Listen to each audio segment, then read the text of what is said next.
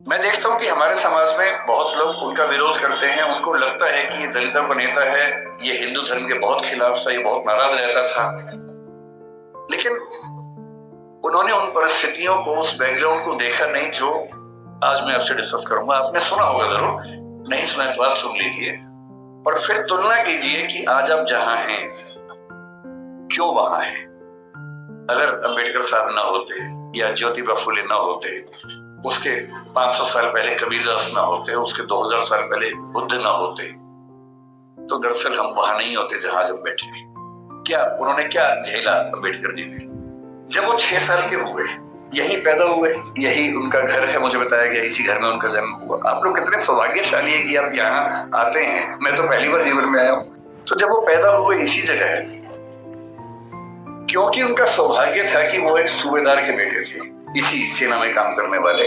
वो जिस समाज में थे उस समाज के बच्चे स्कूल में नहीं पढ़ते थे, उनको पढ़ने की अनुमति नहीं थी। पर क्योंकि वो सूबेदार के बेटे थे, और सूबेदार एक कमीशन पद होता है सेना में, बड़ा पद होता है, तो इतना हो गया कि उनको स्कूल जाने का मौका मिल गया। पर उनकी माँ को, आदरणीय भीमाबाई जी को अच्छे से पता था कि जब बच्चा स्कूल जाएगा तो इसके साथ बहुत बुरा बर्ताव होगा, जिसको आपकी भाषा में बुलिंग कहते हैं, आजकल के बच्चों की भाषा में बुलिंग कहते हैं, उसका खतरा था। और माताओं को, पिताओं को बहुत चिंता होती है कि हमारे बच्चे के साथ स्कूल में ज्यादती ना हो, बदतमीजी ना हो। कल को आप भी पेरेंट्स बनेंगे, आप भी इस दर्द से गुजरेंगे। ऐसे कई बच्चे होते हैं, कोई फिजिकली उतना ठीक नहीं है, कोई मेंटली उतना ठीक नहीं है। जब वो स्कूल जाते हैं बच्चे, एक तो पहले वो पीड़ित है, उसके बाद स्कूल के बाकी बच्चे उनका मजाक बनाते हैं, चिढ़ाते हैं। पेरेंट्स को इतना दर्द होता है इस बात से, लेकिन क्या करें। तो उनकी माता जी ने, भीमाबाई जी ने कहा कि देख बेटा, स्कूल जा रहा है, पहले ही समझा रही हूं, बहुत बुरे अनुभव होंगे, लड़ना मत, झगड़ना मत, विद्रोह करके छोड़ मत देना, क्योंकि पढ़ाई करोगे वो अकेला रास्ता है कि कुछ बड़ा कर पाओगे जीवन में, वरना कोई दूसरा रास्ता नहीं है। इस बात को उस छोटे से बच्चे ने मन में बिठा लिया। वो स्कूल गया। उस स्कूल में पहली बार कोई ऐसा बच्चा आया था जो समाज के अछूत कहे जाने वाले समुदाय का हिस्सा था। जो बाकी बच्चे थे बुरे नहीं थे, पर वो भी अपने अपने घर से सीख रहे थे, अपने समाज से सीख रहे थे। उनको ये पता था कि ऐसे बच्चों के साथ नहीं बैठना है, दूर रहना है। तो व्यवस्था हुई कि वो स्कूल में क्लास के सबसे अंत में, जहां सारे बच्चों के जूते चप्पल रखे हैं, उसके पड़ोस में एक दरी छोटी सी बिछा के बैठेंगे और दरी भी खुद लेके आएंगे ताकि स्कूल में कोई और व्यक्ति अपवित्र ना हो।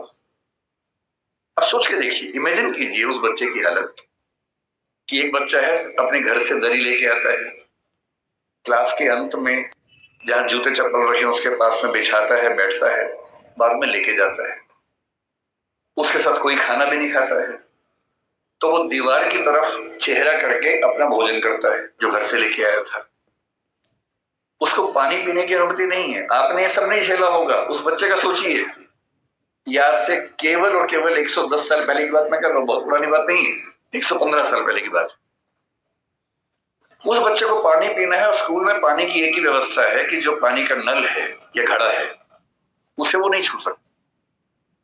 तो एक चपरासी है जो उसको दूर से पानी देगा तो वो पिएगा, वो घड़ा नहीं छू सकता है। और ये बात कोई और नहीं कहा है, डॉक्टर अंबेडकर ने खुद अपनी आत्मकथा लिखी है।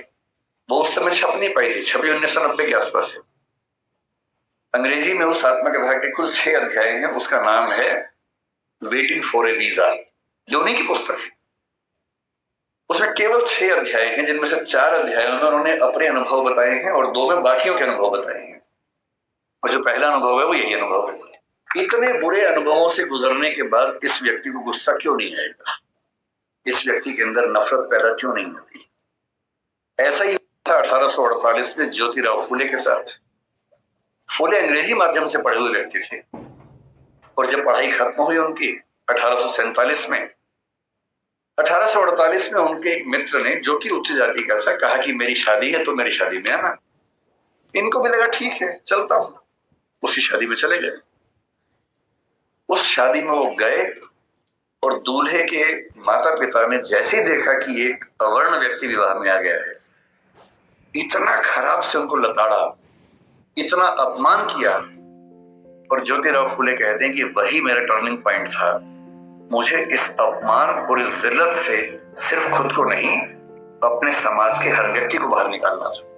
और इसलिए 1848 में उन्होंने पहली बार लड़कियों का स्कूल खोला, अपनी पत्नी को पढ़ाया, देश के इतिहास में पहली बार लड़कियों की पढ़ाई लिखाई की व्यवस्था की। आज ये जो बच्चियां बैठी हैं, अगर फुले न होते तो आज आप घर के अंदर चौका कर रही होती, चूल्हा चौका कर रही होती, यहाँ ना बैठी होती। इसलिए जिन व्यक्तियों की वजह से हम अच्छा जीवन जी रहे हैं, उनके प्रति कृतज्ञ होना हमारा धर्म है, हमारी जिम्मेदारी बनती है। इतनी खराब परिस्थितियों के बाद जो व्यक्ति इतना आगे बढ़ा, उसने देश के लिए क्या क्या किया, हल्का सा अंदाजा ये भी आपको। उनके जीवन का उससे बड़ा पक्ष जो मेरी नजर में है वो महिलाओं के बारे में। आपको अंदाजा नहीं होगा शायद, जब भारत का संविधान बना उन्होंने बहुत जिद की, और ये बात 1935-36 से ही शुरू हो गई थी, आजादी के बाद तक चलती रही, कि महिलाओं को बराबरी मिलनी चाहिए। और महिलाओं को बराबरी देने के लिए यूनिफॉर्म सिविल कोड का आना बहुत जरूरी था, जिसको आजकल हम बोलते हैं समान नागरिक संहिता। ये यूनिफॉर्म सिविल कोड आज सरकार कह रही है कि हम लेके आएंगे। ये जिद जिस व्यक्ति की थी वो डॉक्टर अंबेडकर थे। उनको पता था कि जब तक सामाजिक कानून सभी धर्मों में पुरुष और महिला के लिए बराबर नहीं होंगे, तब तक महिलाएं आगे नहीं बढ़ सकती हैं। और उन्होंने कहा था, मैं किसी समाज की प्रगति का अनुमान इस बात से करता हूं कि वहां महिलाओं की हालत कैसी। अगर महिलाएं पढ़ी लिखी नहीं है, वो घर के अंदर बंद है, तो समाज कैसे प्रगति करेगा। वो नेहरू जी से लड़ गए।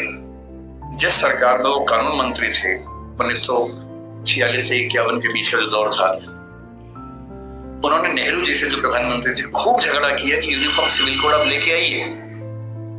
उस समय नेहरू जी का मानना यह था कि 1951 के पहले आम चुनाव होने के बाद, जनता से विश्वास लेने के बाद मैं लेके आऊंगा। और अंबेडकर साहब ने नाराज होकर इस मुद्दे पर देश के कानून मंत्री के पद से इस्तीफा दिया और एक भाषण दिया जिसमें कहा कि नेहरू जी ने अपने वायदे को निभाया नहीं है और महिलाओं की बराबरी के लिए जो प्रयास करना चाहिए वो प्रयास कर नहीं रहे। और फिर 1956 में उनकी मृत्यु होने से 1 साल पहले, 1.5 साल पहले, जो हिंदू कोड बिल था, Hindu code bill uniform civil code का एक बड़ा हिस्सा था जो हिंदू समाज के बारे में था, उसको 4 कानूनों के रूप में नेहरू जी ने पारित करवाया, जिसमें से एक हिंदू मैरिज एक्ट है, एक हिंदू सक्सेशन एक्ट है।